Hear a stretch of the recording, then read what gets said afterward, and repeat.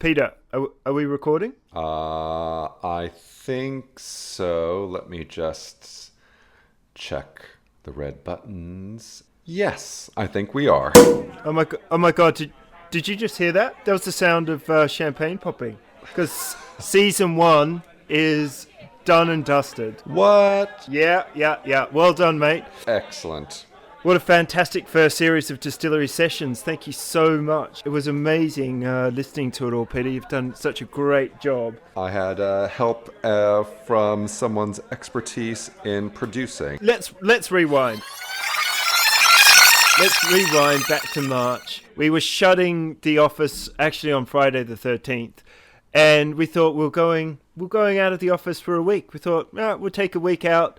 We'll shut the doors to the office, say goodbye to the plants, make sure they're well watered. We had no idea that we were going to still be working remotely now, did we? No. For me, the following week was my big birthday, so I thought, well, I'll celebrate my birthday in lockdown, but I thought in 3 months we could have a big catch up.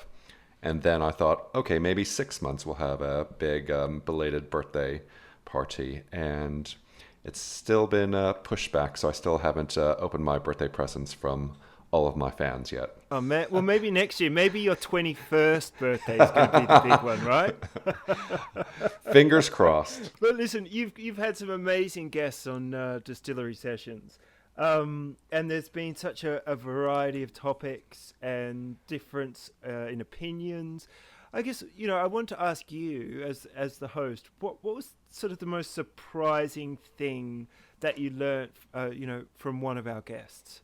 I think for me, hosting the podcast was a way for me just to have great conversations with people. I think, pre lockdown, we were, always in a rush. We might grab a coffee here and there with, some of these great people I got to speak with. But perhaps the big upside of lockdown was just we had time to talk more in depth of not only what people were working on, but what really drove their passions.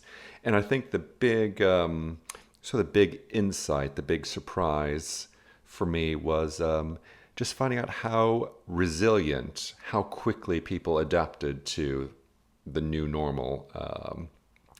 For lack of better words, of how people were quick to adapt with technology, how people were quick to adjust or pivot their business strategy. That was quite inspiring for me. Yeah, there's some really, really interesting stories and anecdotes that came out. And of course, one of the things that you asked everyone was, who secretly they were a big fan of, and that was always interesting to hear people's responses. Yes, there was a few times where my jaw just dropped a little. I think if you've listened to all the episodes, you will not be surprised if I say something about gravy. And there's definitely a few things that we left on the cutting room floor, so to speak, as we were working through the post production. It's really interesting to hear, for example, Stu Goldsmith, talk about how he's really switched it up and how comedians have had to change tact, and hearing about his new online live show, The Invisible Sofa, it was it's really awesome. Yeah, I think speaking with Stu really opened my eyes to how performers and artists and creative types have really had to adapt just for survival purposes, and just to see the content, the art coming out is quite spectacular. If there's any bright side to this past year, is just seeing how the inner wells of creativity is popping out through this adverse situations. Mm. And I think as well, it's been interesting to have the time to take the time with these, with our guests to reflect on what was happening. And I think that's the beauty of the longer form podcast format, is having that breathing space and exploring those topics and reflecting on what's happening in people's lives and the industry and really starting to unpick some of those topics. Yeah, and I guess it's it's a way that perhaps many of us, either working in marketing or creative or content, we don't really get to just talk about why we do what we do. We might have a canned speech when we go to pitch sessions or going to conferences, but to just really talk about what gets us up in the morning for a good 30, 40 minutes is quite, it's almost therapeutic. Yeah. Yeah, nice. Maybe we need to rebrand next year, Distillery Therapy or Therapy Sessions. I think I think that's a good offshoot, a new way to get some new fans. Now, I've prepared a quick highlights reel, Pete. So shall we hit play? Let's hit play.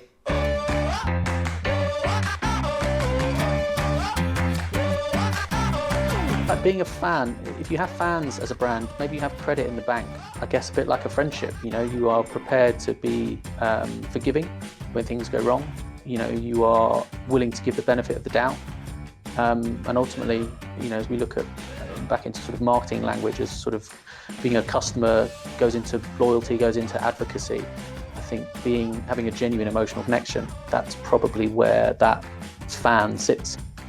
In Coca-Cola world, for example, think about people who buy Coca-Cola. There's probably 3 groups. The people who will put it in their shopping basket or their shopping trolley week in, week out without much thought. There's the active detractors who are saying that Coca-Cola is the devil for peddling sugary soft drinks to people and making them fat.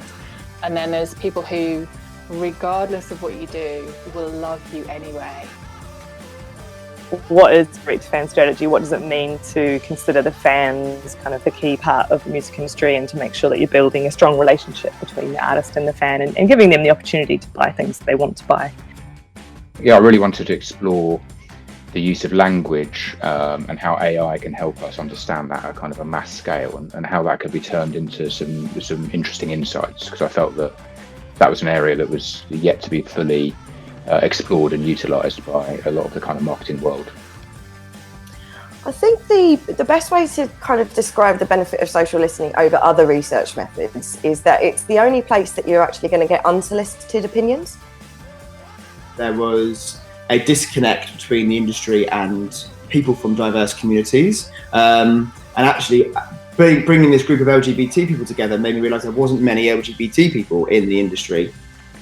And we wanted to reinvent the mechanism of how we can engage or label brands and companies to engage with their fans and customers using video, using a value exchange mechanism. The world needs specialists now, not generalists. And quite frankly, that's the bit that I believe in. And if you believe in something, you're likely to be good at it. So that's what we offer. Co-creation methodologies for all sorts of challenges. It was really liberating in a way to enter a world that was more driven by accurate metrics, data, and a real ability to see what your audience looked like in a granular way. A lot of tourist boards are just, I think they just don't know what's going to happen, and the things are changing so quickly. They could do a commercial or whatever, and it takes them 3 weeks to get it all up and running, and then by that stage everything has changed. But I think over the last few months everyone has been so blindsided by this. I think it's just the shock.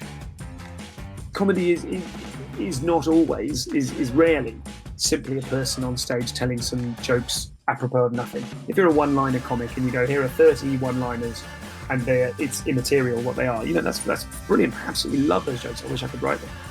But most comics, I would say, have a sense of the back and forth between the crowd. Well, that was lots of great memories, great insights, and lots of good advice. We're so excited about what's coming up next year. Got some really interesting plans and ideas that we're starting to bring to life. If you've been listening to Distillery Sessions and you've got any ideas, you want to hear from someone, there's a topic you'd like addressed, please send us a message. We're at We Are Distillery across social media, so send us your ideas. Don't forget to hit like, leave us a comment, send us some love, tell Peter how much you like the sound of his voice, and we'll be back next year, and just wishing everyone a fantastic festive season. Yeah, well, bye for now. I hope you get as much quality time, whether in person or via Zoom, and look forward to seeing everyone next year.